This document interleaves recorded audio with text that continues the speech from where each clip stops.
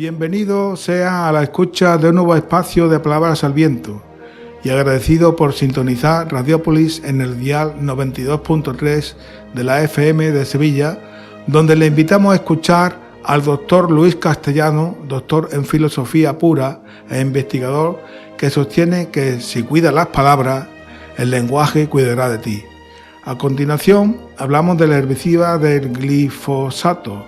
Seguimos hablando sobre el pacto de Doñana y para terminar, un lugareño de Trebujena nos habla sobre la desaparición de las aves de la zona de Trebujena y el proyecto en las marismas del margen Guadalquivir, Misión Posible, Desafío Guadalquivir.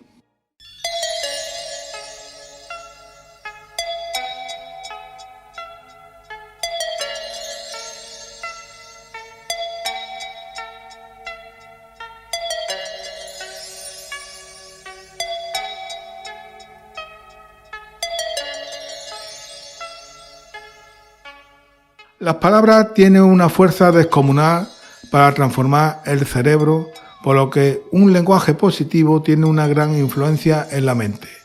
El doctor Luis Castellano, doctor en filosofía pura e investigador, sostiene que escoger las palabras adecuadas y atender al lenguaje positivo es una herramienta muy útil para desarrollar nuestro máximo potencial. Es autor de La ciencia del lenguaje positivo, cómo nos cambian las palabras que elegimos, también de Educar en el lenguaje positivo, en los que reflexiona sobre el sorprendente e inmenso poder de una buena comunicación. Escuchemos un espacio en el canal Aprendemos Juntos del BBVA titulado Si cuidas las palabras, el lenguaje cuidará de ti. Soy Luis Castellanos, soy doctor en filosofía pura e investigador. Me apasiona el mundo de las palabras e investigo cómo las palabras funcionan en el cerebro. Cuida tus palabras y ellas cuidarán de ti.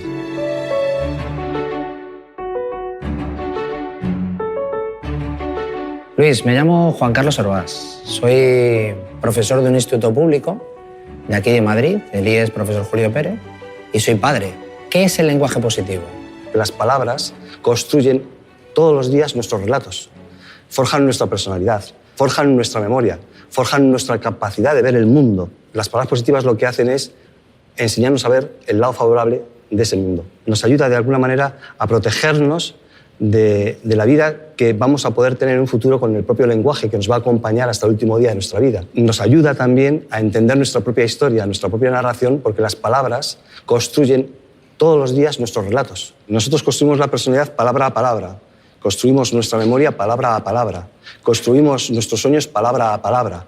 Por lo tanto, lo que está aportando es que nuestra personalidad, aquello que nosotros vamos a hacer en un presente y en un futuro, va a construirse con unas palabras que nos pueden ayudar. Aporta además otras herramientas más importantes todavía. Aporta la capacidad del cerebro de ser más rápido, de estar más atento, de estar más concentrado. Aporta energía, aporta creatividad. Eso es lo que hace. Lo más importante del lenguaje y del lenguaje positivo y de las palabras positivas es que te están dando una energía que antes no sabíamos que venía del lenguaje y ahora sí sabemos que viene del lenguaje. Y eso es muy importante para los chavales. Es decir, que se den cuenta que su propio lenguaje activa la vida.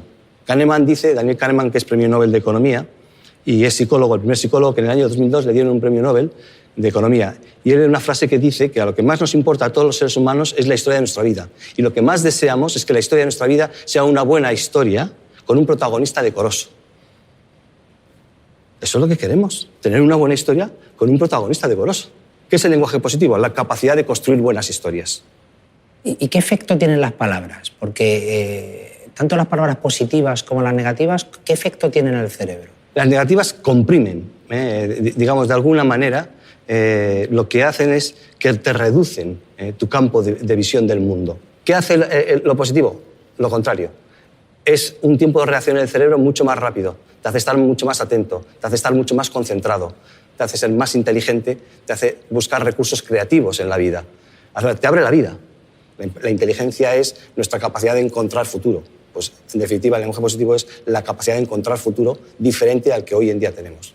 ¿Qué palabras escogerías como palabras importantes en educación? Hay una palabra que me parece fundamental, socialmente y no solamente ya a nivel educativo, que yo creo que puede transformar todo y además es la que hace que seamos seres creativos. Y esa palabra es sí. Todo el mundo siempre se empeña en el no. El sí es la palabra que te da poder. Es decir, el sí es que si yo te digo sí a ti a algo, tú y yo construiremos algo. Tu cerebro reaccionará y se abrirá.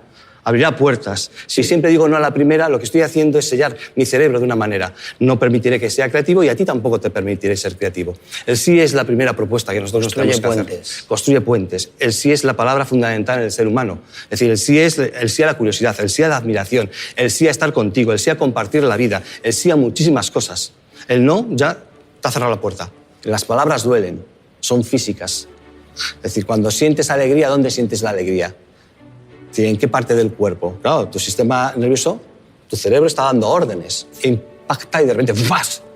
Nos llega, nos somatiza y la alegría la sentimos, pues nos da energía, la sentimos en el pecho, como dicen algunos, en el estómago. Pero ¿dónde sientes la tristeza? ¿O dónde sientes cuando alguien te ha dicho que eres un inútil, que eres un fracasado, que no lo vas a conseguir, que no sirves para nada, que por ese camino no vas a llegar a ningún sitio? ¿Cómo te vas a ganar la vida? ¿Cómo lo vas sintiendo? Entonces, claro, de repente también lo sientes.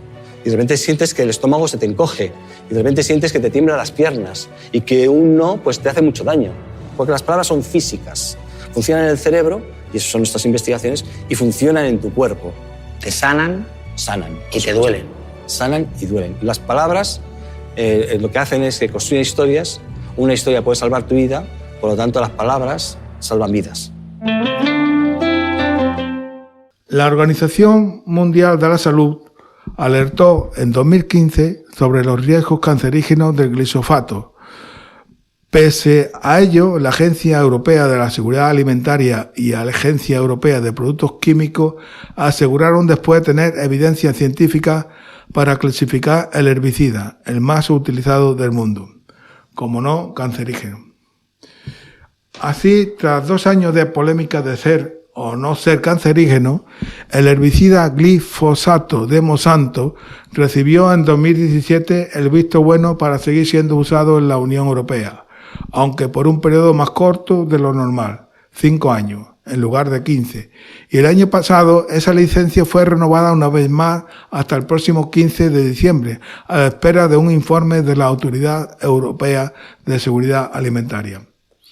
Esa agencia europea concluyó el pasado julio que el nivel de riesgo no justifica la prohibición, siempre que el uso del pesticida se acompañe con medidas que lo atenúen en la salud de los humanos, los animales y el medio ambiente, aunque el informe admitió que algunas cuestiones no pudieron ser evaluadas, por lo que la Comisión Europea propuso el uso del glifosato durante 10 años más, como se recoge en el canal Euronews el pasado 20 de septiembre.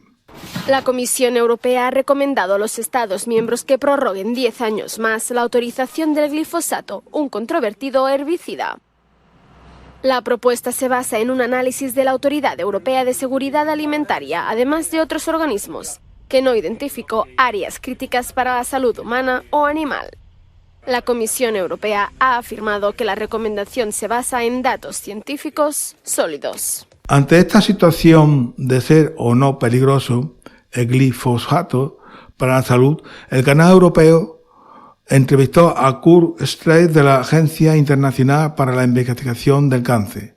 Los estudios monográficos de la Agencia Internacional para la Investigación del Cáncer sirven para identificar los riesgos potenciales, es decir, si esta u otra sustancia puede provocar cáncer.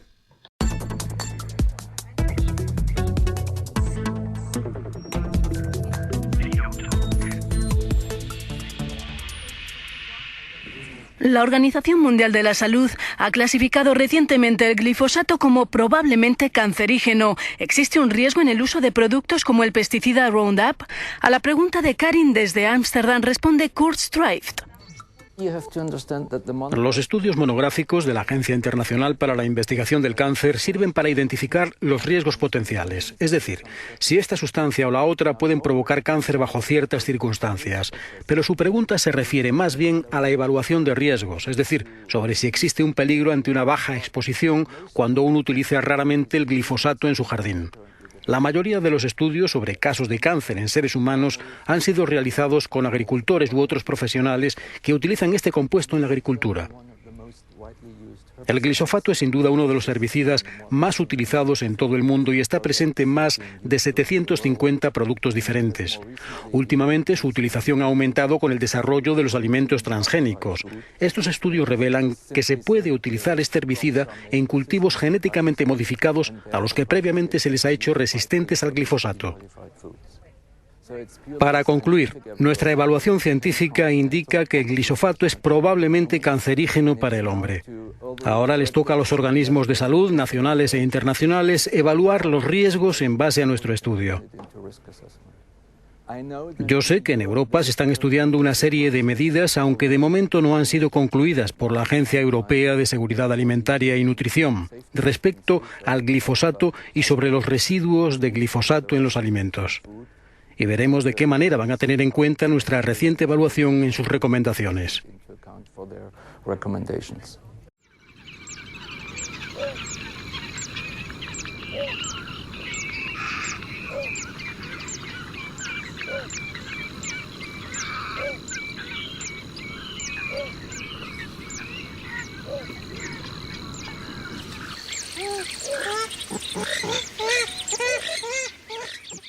El pasado 27 de noviembre, el Gobierno y la Junta de Andalucía acordaron cerrar los regadíos ilegales en el entorno de Doña Ana y que no se compraran las fincas irregulares. La idea es transformar estos suelos en forestales, para lo que podrán recibir hasta 70.000 euros por hectárea, a razón de 7.000 euros anuales durante una década. También podrá, aunque el incentivo económico será bastante menor, convertirse en cultivos de secano o en explotaciones agrícolas ecológicas, según recoge el marco de actuaciones para el desarrollo sostenible del área de influencia del espacio natural de Doña Ana. En paralelo, decae la proposición de ley del Partido Popular que quería amnistiar la finca del regadío ilegal en la corona del Parque Nacional. El Gobierno Central y la Junta de Andalucía darán ayuda de 100.000 euros por hectárea a agricultores de municipios del área de influencia del espacio natural de Doña Ana, más concretamente a los situados al norte de la corona forestal del parque, que dejen de cultivar sus actuales tierras con los consiguientes riegos y apuesto por renaturalizar o reforestar los suelos. Reproducimos el audio del vídeo que difunde Europa Press sobre el acuerdo por Doña Ana, que en esa fecha, en los momentos en que lo firmaron en Almonte, Huelva. Lo firmaron el presidente de la Junta de Andalucía, Juanma Moreno, y la vicepresidenta tercera del Gobierno y ministra de Transición Ecológica y Retos Demográficos, Teresa Rivera. El Gobierno y la Junta de Andalucía han firmado este lunes el acuerdo por Doña Ana, un documento que deja atrás 2 años de enfrentamiento y con el que avanzan en la protección de este parque nacional y en el desarrollo económico y el progreso social de la comarca. Tras la firma, ambos han destacado la capacidad de diálogo y trabajo conjunto. Un acuerdo que demuestra que el diálogo funciona cuando se practica de una manera sincera y siempre buscando el interés general como gran objetivo. Este acuerdo es en beneficio del interés general de la comarca de Doña Ana, de la provincia de Huelva, de Andalucía y yo diría de España entera. Todo el mundo gana y nadie pierde en este acuerdo. Es un consenso que está por encima del ruido, de la tensión, de las consignas, de los enfrentamientos. Es un acuerdo en el que el Gobierno de España quiere mostrar que está aquí y ahora, pendiente de Doña Ana, de los vecinos y trabajando con la Junta de Andalucía, con los ayuntamientos y con las comunidades locales. El acuerdo afecta a un total de 14 municipios del área de influencia de Doña Ana y supone la inversión de más de 1.400 millones de euros en el parque y en su entorno. El Ministerio, que ya aportó 356 millones de euros, pone ahora otros 350 millones de euros, más de 700 millones de euros del Gobierno de España y más de 700 millones de euros del Gobierno de la Junta de Andalucía. En total, 1.400 millones de euros para garantizar un desarrollo sostenible de los municipios del entorno Doña Ana en el periodo que va desde el año 23 al año 27. La Junta de Andalucía va a impulsar obras hidráulicas por valor de 335 millones de euros en depuración, abastecimiento y embalse. El compromiso del Gobierno de Andalucía con Doña Ana y con el medio ambiente es innegable Y, por tanto, vamos a seguir trabajando en esa línea. Además, se destinarán ayudas de hasta 100.000 euros por hectárea a los agricultores de la Corona Norte que dejen de cultivar sus tierras y apuesten por renaturalizar o reforestar los suelos. Para aquellos que no quieran dejar de cultivar, también habrá ayudas para nuevas superficies de secano y para producción ecológica. En las últimas décadas se han registrado un declive generalizado en numerosas especies de aves migratorias. Esta situación se atribuye al impacto provocado por las actividades humanas, como la pérdida de hábitat que está afectando a especies como la cerceta pardilla, haberse mermado en un 60% los humedales durante el siglo XX, y el alcaudón chico, una ave pequeña que también ha sido testigo de la destrucción de su hábitat por la intensificación agraria. En ambos casos, la consecuencia ha sido la declaración por parte de Miteco de la especie en situación crítica al estar en serio riesgo de desaparición. Una zona donde hay una gran incidencia es Trebujena. Recogemos la voz de un lugareño en el verano pasado en los campos de este término que nos narra la cantidad de especies que han desaparecido. Resulta ser que vamos a empezar por las aves más grandes, que eran las abetardas. Aquí había en Trebujena, en el cortijo del Vento, cazarejo, moresterejo, había de abetarda, había qué sé yo, empezando por los más grandes. Después también había otra especie que era el sisón. El sisón era de marisma. Y como aquí teníamos tanta marisma, pues también era una fuente de sisones, que era un pájaro maravilloso. Eso también ha desaparecido, eso no se ve. De ahí los vamos a ir al Monte Argaida. En el Monte Argaida había alrededor de 100 coderas de cuervo. Eso ahí no ha quedado ni uno, ni un cuervo. El arrendejo, que también solía venir ahí. Los vilanos, los águilas quedan muy poco, pero todo es debido a los venenos, porque ahora los cotos parece ser que no están controlados, porque resulta ser que entre un águila, el perdicera mismo, y ya le están poniendo veneno, están acribillados. De ahí nos vamos a ir a la ganga. La ganga me pasa a mí que quedan algunas coderas todavía aquí en el Bajo Este. La ganga, la codorniz, igualmente, aquí no ha venido la codorniz. Hay otro pájaro, que es la canastera, que nosotros le llamábamos el cagazo, y su nombre es la canastera. Eso también ha dejado de venir. Eso también era una fuente de riqueza aquí. En esta fecha había venido por todos lados. También se ha perdido. De ahí vamos a pasar a lo que niaba aquí en vuestras tierras, que es el arcaudón. Arcaudón había 3 clases. Los mismos han desaparecido. Vamos, que no han venido. Y de ahí vamos a acertar a la berrubia, que es el arzacola. Eso quedan algunas coderas. Quedan algunas coderas que se está tratando de conservarlas. Vamos a ver si se coincide de conservarlas. Ahí pasamos a otras aves, que aquí no niaba, bueno, sí niaba. Uno que le llamaban la carderetilla, que es la corruca arborea, que nosotros le llamamos la carderetilla. Eso en esta fecha se ponía en los copos de los árboles, que eso era maravilloso, que usarla toda la mañana cantando, que nosotros le llamamos la carderetilla. De ahí pasamos también los otros eran pájaros inmigrantes que venían a niar, otros venían a pasar los inviernos, como en la vivita que había 2 clases, la codarba que también niaba aquí, que se ven muy poca, pero se ven algunas. La codarba es el coliblanco, que le llamamos nosotros, pero su nombre verdadero es la codarba. Codarba había 3 clases, la negra, la rubia, la otra no me acuerdo cómo se llama, pero vamos, hay 3 clases. De ahí vamos a pasar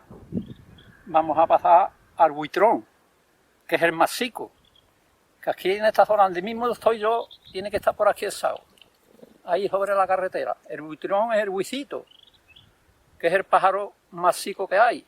Ese pesa unos 6 gramos, que nosotros le llamamos el buicito, pero su nombre verdadero es el buitrón, que es muy chiquitito, muy bonito, como te he dicho. Ahora pasamos a los pájaros de jaula, que también casi se han perdido.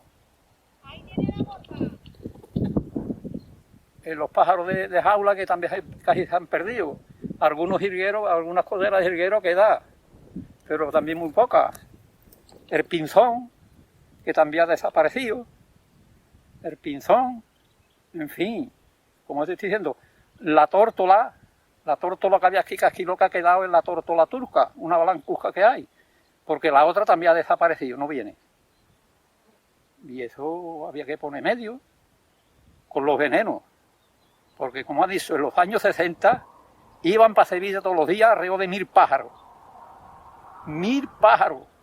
Estaba autorizado de matarlo porque de la cantidad que había. Y eso tiene su causa, porque la causa yo la veo que son los venenos. Porque si tú ahora estás niando, como están niando los poquillos que quedan, se trata una viña, se mata el insecto lo coge la madre, ya medio muerto o muerto, se lo da al hijo y resulta ser que en el niño muere o no saca. Y los humedales también, los humedales le han quitado todo. Los humedales, estas marismas grandes que le llaman, hay de Montabú, que es del instituto, marismas grandes y marismas chicas. Eso era una fuente de riqueza de patos de todas clases. Había de todo, porque tenía su agua, pero eso ahora, con el dinero que se gastaron, ahí lo arreglaron, los millones que se gastaron en arreglar las marismas, y ahora resulta ser que la cogen, la dan, y eso está completamente abandonado todo. Eso está todo ensorbado. Eso se hace un lucio, y ahí pues no cría nada. Lo que hacen es coger la subvención, que cogen subvenciones de 2 y 3 millones de pesetas, y les hacen las veras, y ahí queda eso. Ahí eso no produce. Y han quitado pues, todas las humedades, han quitado toda la riqueza de los patos, de todas las aves. La ave fría, esto era una fuente de ave fría. Y el solito, pues eso tampoco, eso ha desaparecido. Eso quedan algunos allá en la isla del Arroz, donde tiene sus aguas. Y aquí, como ha dicho, esto está todo de mala forma. No está bien organizado porque no lo están. Porque los ecologistas lo único que tienen que quitar es el veneno, que es lo que está eliminando al mundo. Los venenos. Lo mismo para las aves, la liebre también está desapareciendo. Mayor eso que tú tengas un barbecho de 200 hectáreas, un ejemplo, y con los adelantos que hay hoy, que antes se hacía lomo con los animales y se labraban. Ahora no, ahora le echan líquido. Esa hierba que está ahí, que esa hierba cría insectos de estas clases, ¿sabes? Esa hierba cría insectos de estas clases. Y al revés de meterle el arao, pues le meten el líquido, no sé si será más cómodo o será más barato. Lo cierto es que le meten el líquido, lo seca todo y ahí va arrasando, no con la hierba, sino todos los insectos. Se ha perdido, el zartamonte se ha perdido. 3 o 4 clases de zartamonte que había, eso se ha perdido. O, como eso, los lagartitos, había un viaje de lagartitos, en fin, que se le uno a explicar de todos los insectos que criaban las tierras antiguamente a lo que hay hoy. Hoy vienen aquí a sacar varios, como la ave rubia, que la ave rubia sacaba aquí 3 veces. Eso pone 3 posturas todos los años. Si tiene alimento. Ahora, si no tiene, hacen el nido y dejan sus pollos a medio criados o muertos, porque no tienen alimento. Misión Posible Desafío Guadalquivir es un proyecto de WWF con la financiación de Coca-Cola Foundation para ahorrar agua y potenciar la biodiversidad en el cultivo de cítrico del Valle del Guadalquivir y para recuperar la biodiversidad en unas marismas emblemáticas de Trebujena, a las puertas de Doñana. Hablan los protagonistas de la Misión Posible Desafío Guadalquivir.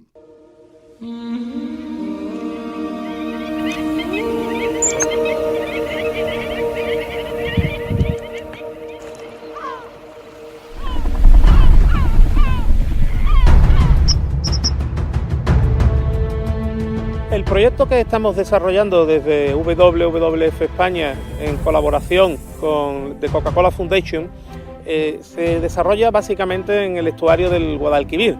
Hay que recordar porque en la zona de la margen derecha de este río tenemos las marismas de Doñana, que no dejan de ser parte de esas marismas del Guadalquivir que también teníamos en la margen izquierda, pero que en esta zona se perdieron sobre todo en el siglo XX, en la segunda mitad del siglo XX.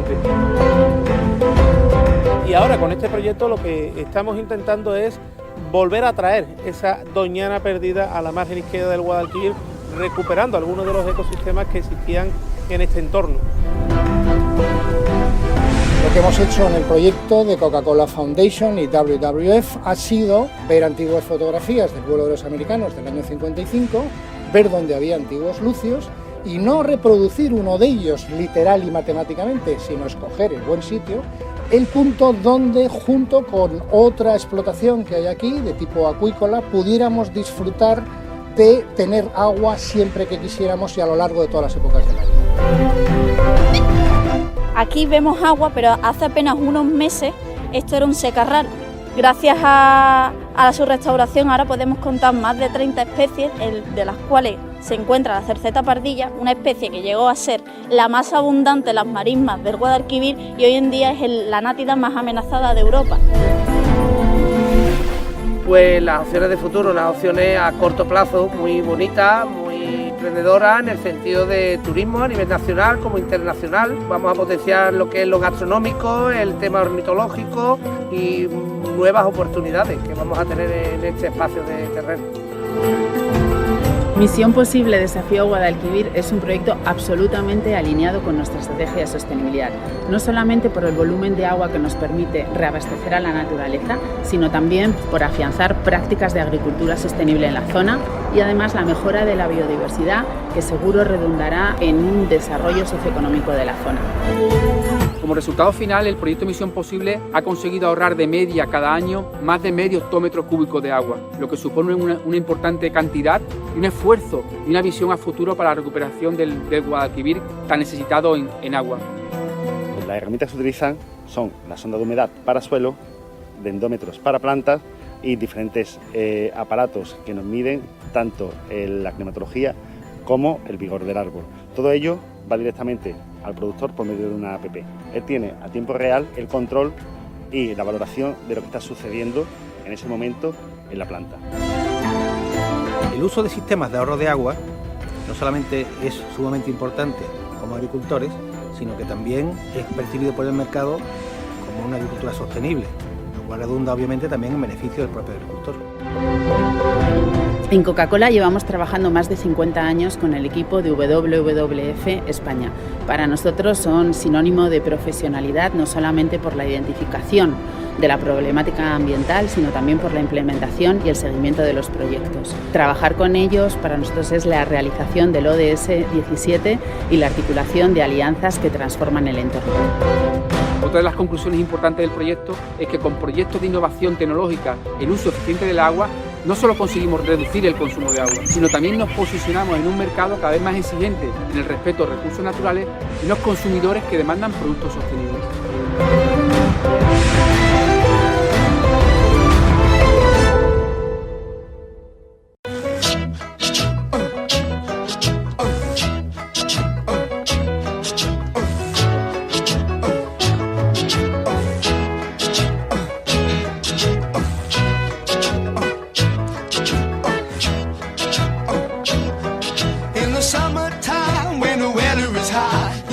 Y esto es todo. José Luis Saldivia al control y en la hablada Antonio Gil. Cuídense y no olvide que puede escuchar los podcasts en radiopoli.org.es en Palabras al Viento.